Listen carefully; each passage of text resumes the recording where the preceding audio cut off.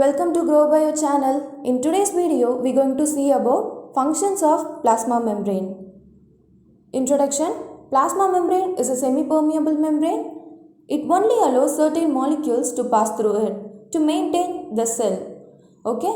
So for uptaking nutrients and eliminating toxicity, it must maintain its selective permeability. The plasma membrane is found in all the cell, both plant cell and animal cell. So, these plasma membrane are also called biomembrane or cell membrane. The plasma membrane is present both in prokaryotic cells and eukaryotic plant cell. So, from this diagram you can see in both prokaryotic and eukaryotic cell, the cell membrane is present. Next we are going to see about function. There are 5 important functions of plasma membrane. Signal transduction, catalysis, cell recognition protein, adhesion and membrane transport. Now we can see one by one. First is signal transduction. The function of signal transduction is transmission of signal from the exterior environment of the cell to interior environment of the cell. This process is initiated by cell surface receptors. There will be lipid bilayer. In that the receptors will be there. The particular signal will be approaching the particular receptor. So, ultimate aim is to produce cellular response. It varies from one cell to another. Here, there are 3 steps in this process. First is reception. That is, signal will approach to the receptor. Second one is transduction. The signal will be transduced from exterior environment to the interior environment of the cell. Third one is response. The ultimate aim of response is activation of the cell and produce cellular response for that particular signal. So next is catalysis. So catalyst is a molecule that will not be involved directly by added to the reaction. Okay, it just make the reaction very fast. It plays important role in plasma membrane. So, the catalysis is done in the body to maintain the homeostasis of the body. Here you can see a bilayer. There the enzyme is there. The surface of enzyme will be approached by many substrate, but the enzyme will respond only to the particular substrate. The substrate will be approaching the enzyme at the active site. So when the substrate and enzyme reacts, the product will be produced. So this is the main reaction. It occurs rapid because it is a catalytic process. This reaction is very important for both plant and animal cells because the cell will be producing energy and release energy even at the rest condition. Okay. So next process is cell recognition protein. So the cell recognition protein will differ from each cell type. Okay. They are usually made up of carbohydrates. The carbohydrates are sugars. Okay. There will be nearly 15 sugar or less than that. Here in the phospholipid bilayer, you can see cell recognition protein. The cell recognition protein can be glycoprotein or glycolipid. That is carbohydrate plus protein, a glycoprotein, or carbohydrate plus lipid, a glycolipid. Okay. Here you can see a glowing tag that is present over the glycoprotein and glycolipid. So these are recognition tag. It differs from cell to cell. For example, TH cell. The T helper cell contain CD4+, the cluster of differentiation 4+, and cytotoxic T cell has CD8+, cluster of differentiation 8+. Okay, they differ from cell types and cell subtypes too. Next is adhesion. The adhesion protein is they attach to both extracellular matrix and cytoplasmic ends. Okay, they attach to extracellular matrix. Why? Because they have to coordinate with other cell. So in case of organ, each cell must coordinate to one another. For that function, the adhesion protein will attach to other cell. Okay, and it also attached to the cytoplasmic end. Why? To maintain the cell shape and to stabilize the protein present in the lipid bilayer. Next is membrane transport. It is the most important function of plasma membrane. The cell must uptake nutrient and signal from the external environment. Okay, and it should eliminate the toxic chemical outside the cell. So here you can see a bilayer.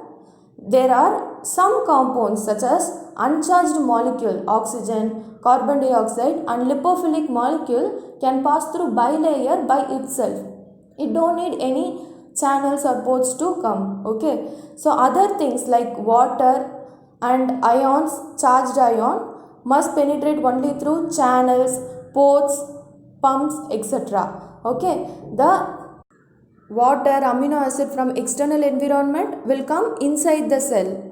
Okay, and toxic chemicals will get outside the cell environment. Now we can see about membrane transport types. There are three types: passive transport, active transport and bulk transport. So first we can see about passive transport.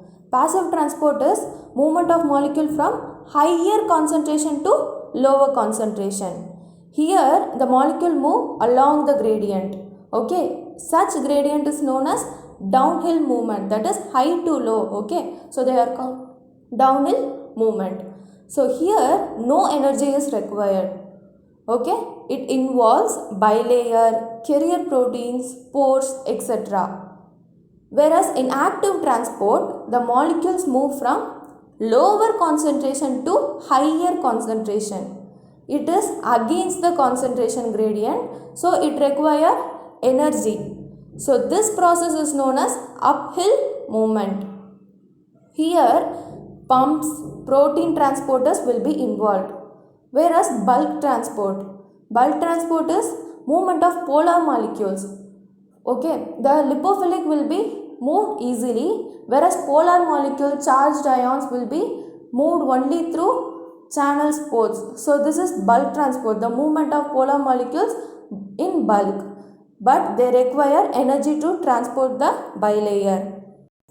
Now we can see about types. Okay, in passive transport, first is diffusion. Diffusion is simple diffusion. Here the uncharged gases, oxygen, carbon dioxide, will pass through the bilayer very easily, as we already saw. Okay, next is facilitated diffusion. Facilitated means help. With the help of diffusion, the polar groups will be coming inside. Okay, they diffuse via carrier protein. The carrier proteins are proteins that change shape when the molecules enters. Okay, next is osmosis, the very important one. The osmosis is nothing but water transport. Here the molecules, the water molecules, the higher concentration of water molecule to lower concentration of water molecule. Okay, when there is higher concentration of water molecule, then the solute will be low, the solvent will be high. So from that concentration, that is from lower concentration of solution, that is higher concentration of water means lower concentration of solution, to lower concentration of water, that is when there is low concentration of water, it means the solution is highly concentrated. Okay, so osmosis is depends on water. Okay, so from higher concentration of water to lower concentration of water.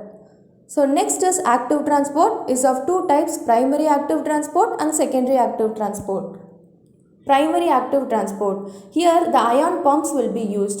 For example, ATPase protein, it is highly selective. Sodium, potassium, calcium pumps and all example for this. And secondary active transport,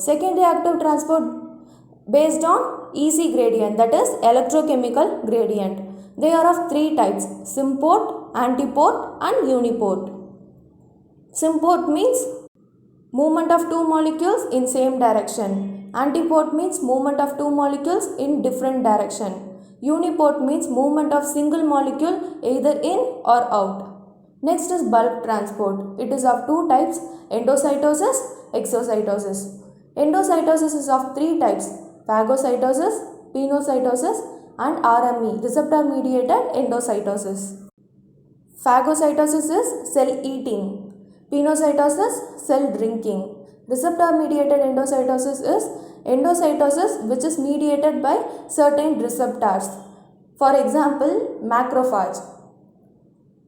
Exocytosis types are receptor mediated exocytosis. It occurs mainly in nerve cell. ACH, that is acetylcholine, will move from one synaptic lobe via vesicle, okay, to other synaptic lobe. So here they will pass between the synapse. So this is the example of exocytosis. Hope you understood. If you have any doubts, please comment in the comment section below.